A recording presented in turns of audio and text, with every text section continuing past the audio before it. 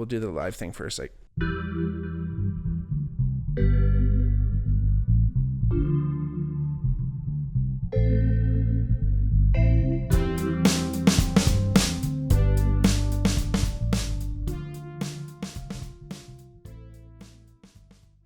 hey everybody, welcome back to the Bigmark podcast. I'm your host, Bigmark. If it's your first time listening, welcome. If not, welcome back. Like I always say, welcome to the program. If you ever did want to reach out, hit us up on our Instagram or Twitter DMs at the Bigmark Pod or at the Bigmark Podcast, respectively. If you are watching on YouTube, please like the video, subscribe to the channel, check us out. We've got tons of other videos kind of spanning all different genres and topics, and that's kind of how we roll here on the Bigmark podcast. We like to kind of cover a broad range, because if you know the way broadly and see it in all things, that's how it goes. If you know the way broadly, you'll see it in all things. I think that's the quote, but you're all following me. That's how we do it here on the Bigmark podcast. If you did ever want to support the podcast, check us out on Patreon, patreon.com/thebigmark podcast. Please rate the podcast if you get a chance. Write a review if you ever wanted to. That'd be lovely. And again, tell a friend. We want to grow the Bigmark podcast audience and family and community and keep things rolling. Again, thank you so much for listening. I'm really looking forward to today's episode. I was thinking about today's episode for a while. For all of you that don't know, I work at a yeast lab. We make yeast. We make brewers yeast. It's called Escarpment Laboratories. It's shout out Escarpment. I still haven't figured out a way to make it sound sexy that I work at a place that makes yeast. But again, brewers yeast, so it makes beer, everyone. That's cool. It's beer. But yeah, so we sell yeast to breweries and then they use it to brew beer. But a major part, not only of our business, but the fact that we sell yeast to home brewers, but it's actually a major part of the business itself. We have to essentially do a lot of brewing on premises, which, because it's not technically professional, and I guess professional in this case is a little bit, I guess you can't go as far as saying it's arbitrary, but it's not like we're necessarily getting paid to make the beer. I guess that counts. And then I guess size always dictates with professional, but you can have like a really small microbrewery, as they call it. So anyway, obviously we're doing a form of home brewing, and we just bought like this sweet, super beefed up, unreal, homebrew system that's like, again, borderline professional. It is made by this company that, again, they make basically the best products in home brewing like equipment, and that's like, again, basically what we had is like the coolest kind of. So essentially, it's called like how it's shaped is a conical filter. So SS Brewtech is the company that makes it. What the hell? Yeah, it's called SS Brewtech. Anyway, and they have this conical fermenter, and it's all this really cool, super fancy equipment, and we got it because.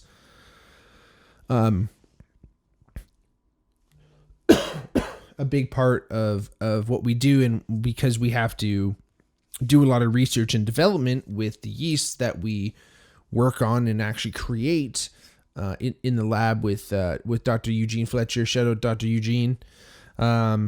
He's out there actually like breeding yeast, and Phil's in there doing his thing too. Shout out Phil.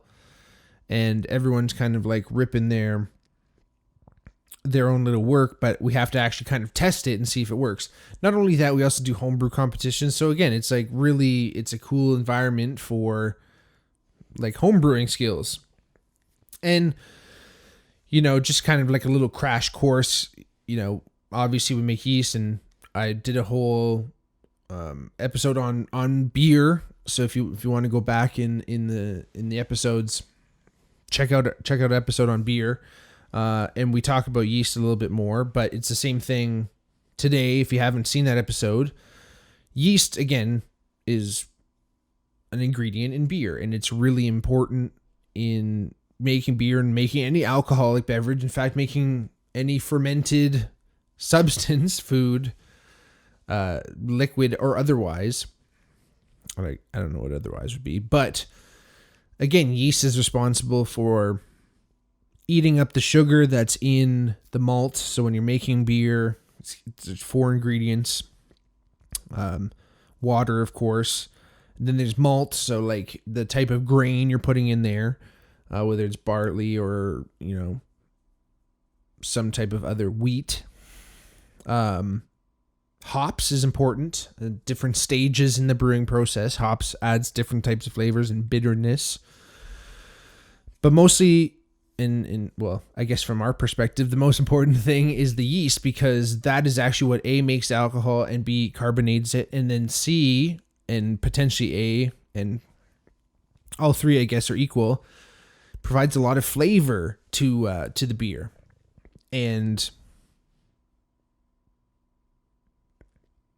it's funny, I worked at a brewery, Sean and Ed Brewing Company, shout out Sean and Ed's, and I worked behind the bar there for a bit, and then eventually did sales for them. But when I was working behind the bar, I had to do tours for the brewery, and I had to take people around and show them how everything worked, and I kind of had this general story down, but until I started working at Escarpment, I never really realized how much yeast really makes difference in the flavors and the general outcome of the beer. So when I first started working there, I learned a lot. And since I've been working there, basically every day I'm learning something new. And it's cool because when we're doing our small projects and doing our R&D or homebrew projects or homebrew contests or whatever like that, we get to use this yeast that we've made to make this beer. And Dr. Eugene's in there doing his thing, and he's using CRISPR technologies, and he's re-engineering these yeasts and hybridizing them and breeding them to get specific flavors, because that's what yeast does. It gets these specific flavors. So it's really, really cool. And there's not a million, but hundreds and hundreds, maybe hundreds of thousands of strains, thousands maybe, of yeast. And each one has different characteristics. And, there's something called Kveik yeast, which is found in these certain places in Norway. And they have like they're really hardy yeast. Like they can kind of take a lot of, take whatever you throw at them. So basically what I mean is those flavors and all that good stuff and the alcohol and the carbonation, all that stuff only really come out of a healthy yeast cell, a happy, healthy yeast cell. So you have to treat the yeast cell right. You have to give it enough food, and you can't really treat it like, you have to kind of imagine it's like, it's a bunch of people sitting around a dinner table, and, it's, let's say there's not enough food for everybody, and everyone's kind of fighting over it, and everyone's really hungry, and no one's getting enough to eat. Maybe some people are getting enough, but not everybody. That's a stressful environment, and that's the same thing for yeast. So if you don't give them enough of what they want, sugar and certain enzymes and things that help them grow, and proteins and things like that, and if you don't give them enough, they're going to put off weird flavors, and it's not going to taste very good. And conversely, you can overfeed your yeast. So you can essentially what we call underpitching the yeast. So you have a certain amount of wort, which is like the malt, and eventually there's going to be hops in there, but like the malt and the water and everything sands the actual like solids, like the physical solids. You have this liquid, and if you don't put enough yeast in to take care of that, it's the same analogy of sitting at a dinner table and there's too much food and everyone's stuffed and all that food is still remaining on the table. And when you're making beer specifically, but I guess this goes for any alcohol, but when you're making beer, you want to remove the sugars that are in that wort, because there's a lot of sugars that come out of the grain.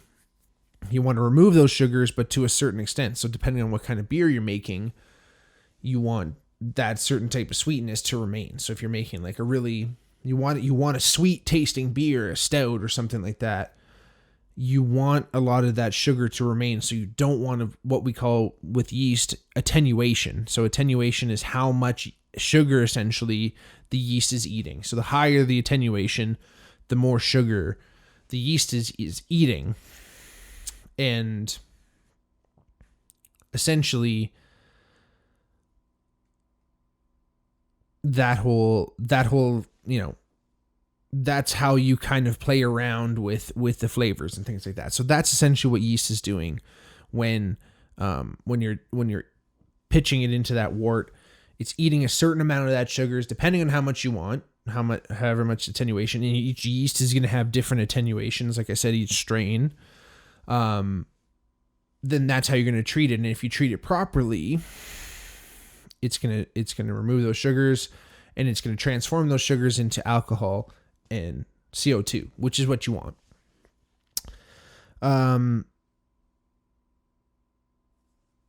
It's cool, obviously, thinking about, because like my uncle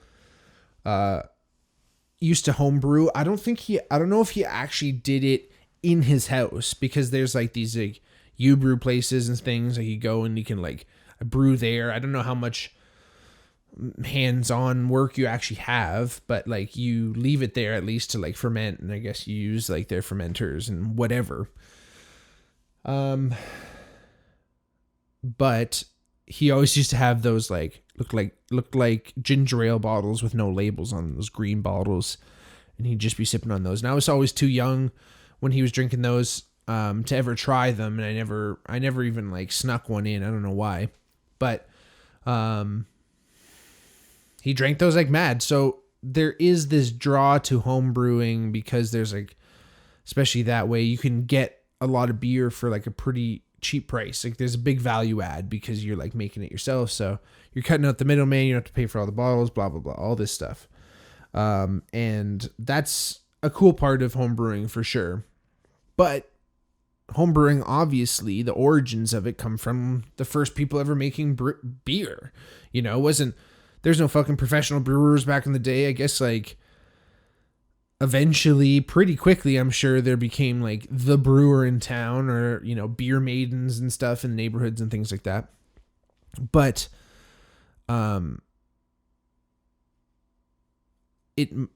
people must have started making beer, and it's funny, they don't really know whether beer or bread came first, because they're practically identical ingredients. And a lot of people think that beer is just like kind of like, that potentially bread is like a way that they wanted to use like the spent grain and things like that from making beer. Like they didn't want to waste it, so they're like, oh, let's just like cook it up, and we left some by the fire. You know, it could have happened, right? Where if you think about it, if they're making beer first, so they're cooking it up, they're fucking making the mash, things coming out, they're taking out all those solids, right? Or like trying to remove a lot of that like kind of malty spent grain. And some of it's slopping on the floor next to the fire that's probably cooking this big fucking cauldron. And some of that shit gets cooked like bread. And they're like, yo, let's munch on this. It tastes pretty good. Put a little butter on it. What's up? So who knows? Maybe that's a way it could have happened. Obviously, it could have happened conversely too, where, you know, they were making bread and then they had their starter. If they were like, they must have been using, once they figured out how to use a starter, like sourdough starter, and that little fucking wort that, like, you know, appears on top of the sourdough starter, that little liquid, that dark liquid, they must have started figuring out like, oh, there's like something involved here, and maybe they made a dough one day that had way too much water in it. Who knows? Maybe like it's starting to think that, you know, logically here, makes sense that maybe beer was first. Anyway, I digress. So again, like from that point, whenever they figured out how to actually to make beer and do it fairly reliably, it became, one of the things that, it fell into the hands of the church. You have monks still making Trappist ales today. It still happens. They make beers in monasteries, and they're all special holy ingredients. Because again, early people making alcohol, they didn't know how alcohol was made. They didn't know fucking yeast existed, and it was, again, converting sugar into alcohol and carbon dioxide. Like, they didn't know what the fuck. So they thought God was involved, especially with wine and things like that, right? So a lot of these things were guarded. A lot of these things were specially kept secrets, right? So there is that deep history with humans making beer, and that continues on from those early days. And like I mentioned, beer, neighborhood beers, beer maidens making beer just for that neighborhood, because obviously it didn't travel very far, and it brought people in, and then we started getting bars and things like that.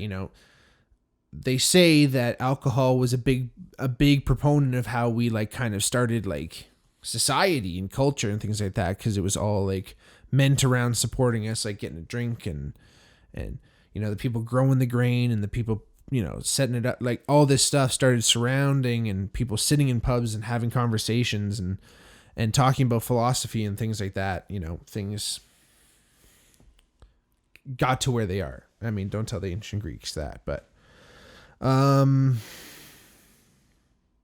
it's interesting again, how far things have come. And like I mentioned before, with my uncle and before home brewing and things like that were more of this value and, want to get the most bang for your buck kind of idea. And at least you get to choose the type of beer you want to do. And maybe you can get good at it. But especially with COVID happening, I think it really pushed a lot more people into home brewing, obviously, because it was a lot more accessible. But today, there's, access to much better ingredients. There's access to awesome equipment. And, it was at the time, again, it was a really good alternative to not getting beer at all, or having to go with, some macro brewery that was available fucking somehow. I mean, they were pretty good with alcohol with COVID, don't get me wrong. But, again, just like people were at home a lot more often. So it was easy to keep an eye on these things, right? Because again, like when you're brewing something, it takes a long time. So you have to kind of like keep an eye on it, and it helps to be able to be at home and go check on things like throughout the day. So obviously it pushed a lot of people in that direction. And the thing is, it's actually the thing that kind of scares me too about home brewing. And I guess it goes for anybody's hobbies, anything like that. Like when I like to do things, I like to do them as good as I can. I want to get into it. I want to know, because I understand that there is a level that you can achieve with certain things where perspective shifts, where things feel completely different, and you really get an understanding for things. And that only takes time and effort and really putting in work into your craft, whatever that might be, it's your hobby or your job or your career, whatever. And,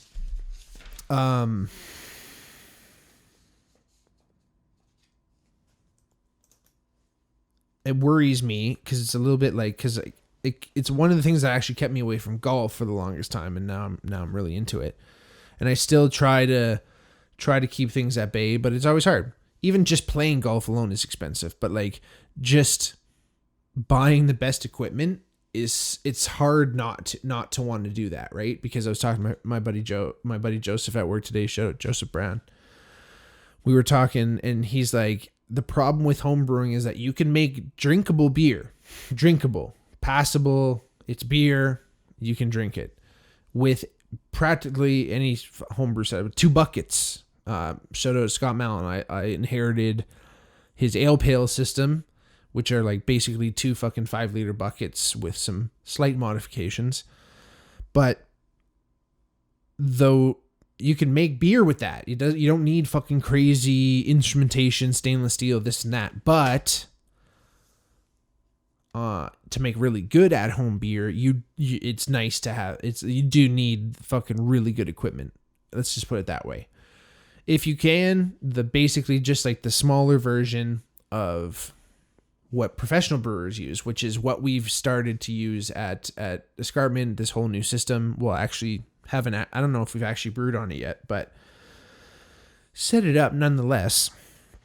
And again, that's just going to give us a better idea and be able to use it. But I'm hoping to kind of pick people's brains when things are happening, right? Because essentially everyone who works at Escarpment is like either worked at a brewery or like went through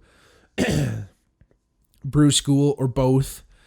And there's just a lot of knowledge in everything, in everybody and everything. And it's interesting because again, it's a fun hobby. It's very at-home chef, if people are interested in like myself, baking their own bread and cooking their own stuff and doing this, it aligns with all that, right? Like it all makes sense. And obviously, like I mentioned, equipment is so important. Not only that it's sanitized equipment, but just the quality and the care that you take in maintaining that is so important in not only making good, consistent beer, but not like fucking making poison, which is always important. Shout out, disclaimer, you can make poison. So don't, and avoid that. But excuse me, wake up. No. But yeah, just be careful. Don't make poison. Save everybody.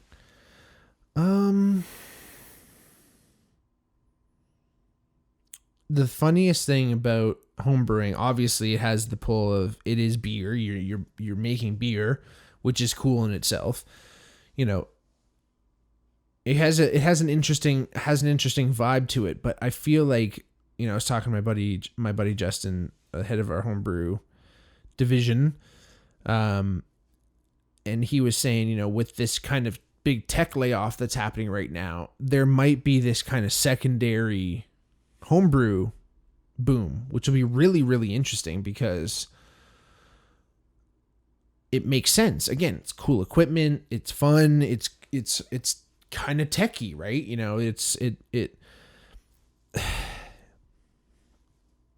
I'll liken it again to bread because that's what I know, but you can fucking make bread with, as long as you have flour, water, yeast, and a little bit of salt. As long as you have that, you throw that together, you make sure that the dough holds up, you maybe let it rest a little bit, you throw that in the oven, you're getting fucking bread. Now, whether that's exactly the bread that you're looking for with the crumb and the perfect crust and the taste is another thing. Now, wanting to get a specific taste and getting that and achieving that every time takes extra skill, takes extra time.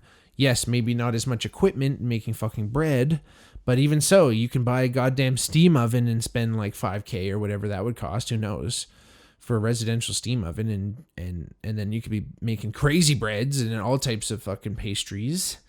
But do you want to do that? And that's the interesting thing. So I have this ale pail, this whole system. Like I said, I inherited from Scott Mallon. Shout out to Scott Mallon. Me and my buddy B-Rye are going to do our home and home brew and bogeys system. So we're going to be golfing and we're going to be home brewing because we basically figured out that, the time it would take to do a brew, allow it to ferment, bottle condition, all that shit would probably take like 4 weeks. And that makes sense with like golfins and where we live and all this fun stuff. So we're going to keep people apprised to that, and it's really cool. And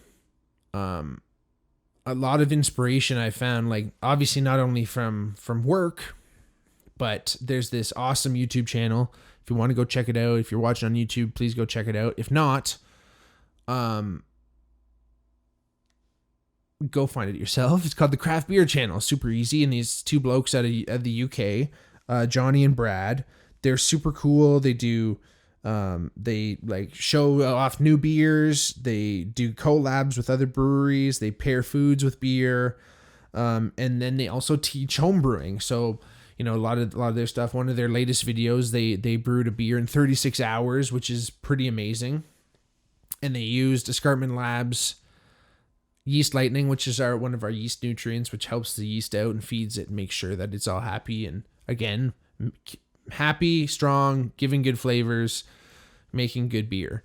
And again, that's a great little channel. Go check it out if you are trying to get into home brewing, you're trying to kind of figure things out and whatnot.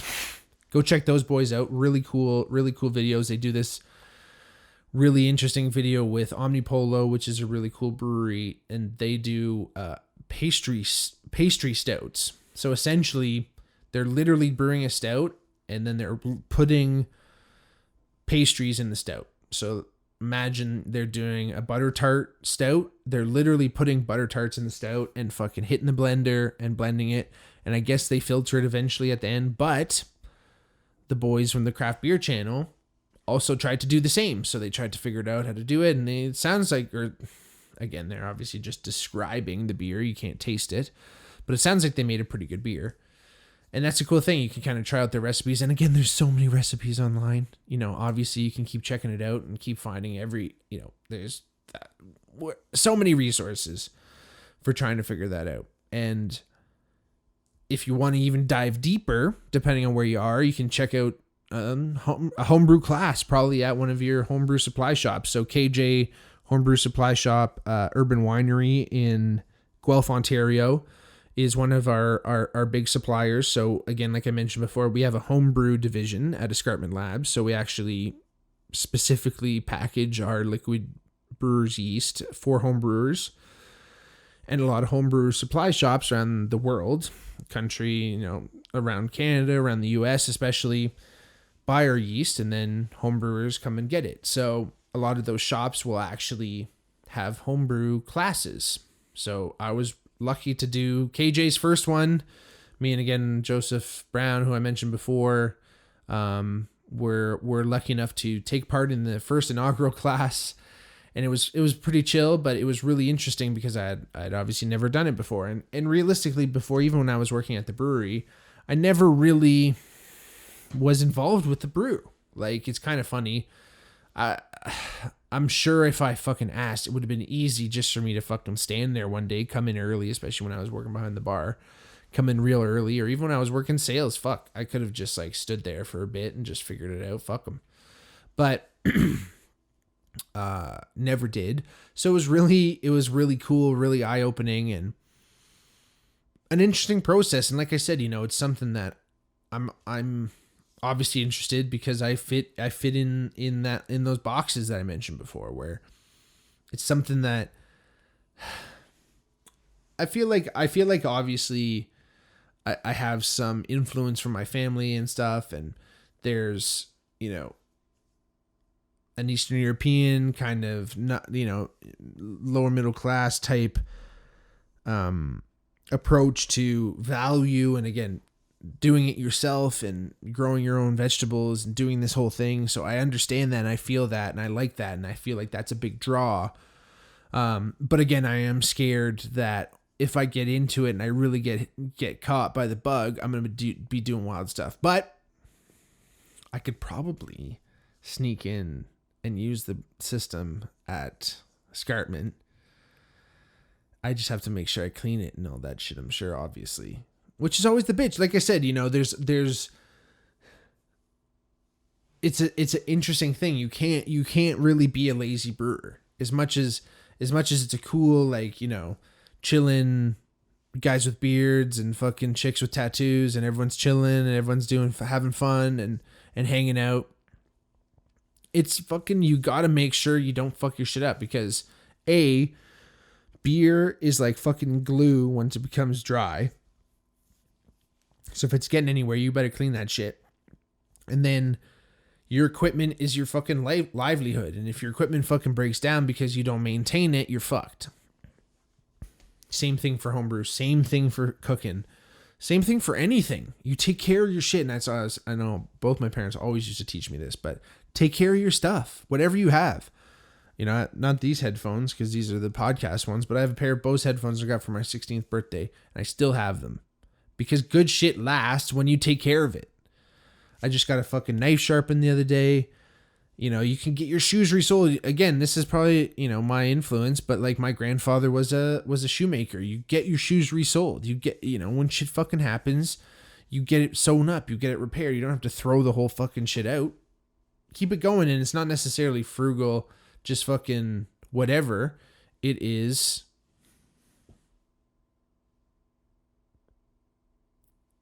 owning something to the fullest, really getting into the nitty-gritty, understanding the workings of things, right? Because yes, sometimes things might break or fray or whatever, but then you understand them more. And there's that kinsansuri or whatever, kinsanugi. I don't want to butcher it. I gotta say it. I gotta say it right. The Japanese art of like gold. It's like kintsugi, which is like the Japanese art of repairing bowls and things like with gold. And it's the idea that something is broken actually adds beauty to it. It's not necessarily ugly because it's broken. Fascinating. Anyway, but that's the whole mindset, is that there is more beauty into it. There's a piece of you in it now. And it's not just a fucking Horcrux.